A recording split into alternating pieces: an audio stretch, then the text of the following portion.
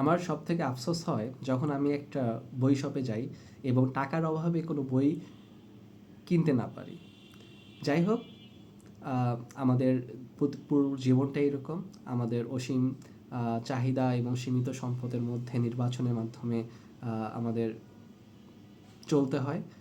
এরই মাঝে হচ্ছে আমি একটা বই শপে গিয়েছিলাম, বেঙ্গল বুকসে। সেখান থেকে আমি একটা বই কিনি এবং এতগুলা বইয়ের মাঝে একটা বই কেনা অনেক বেশি টাফ, যখন কিনা বাসা থেকে কোনো ধরনের প্রিপারেশন নিয়ে না যাওয়া হয়।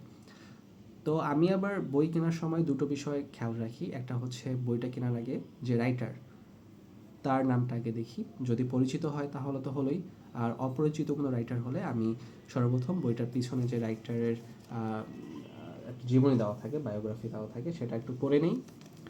এরপর হচ্ছে আমি বইয়ের একদম শেষে এই যে এই অংশে এই উপন্যাস কিংবা যেটা গল্প হতে পারে সেটা একটা ছোটো করে সামারি দেওয়া থাকে।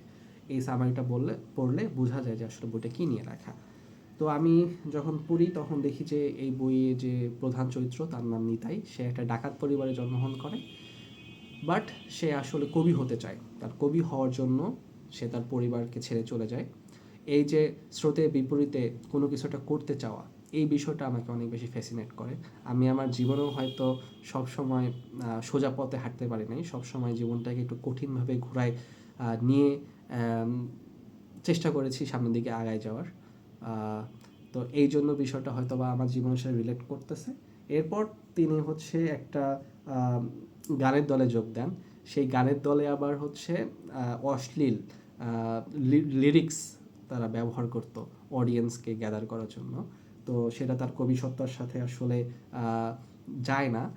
সে আসলে যেহেতু একজন কবি মানুষ, আর একজন কবি মানুষ কীভাবে অশ্লীল কোনো কিছু চর্চা করতে পারে, তখন সে আসলে সেই গানের দলটা ছেড়ে চলে যেতে চায়।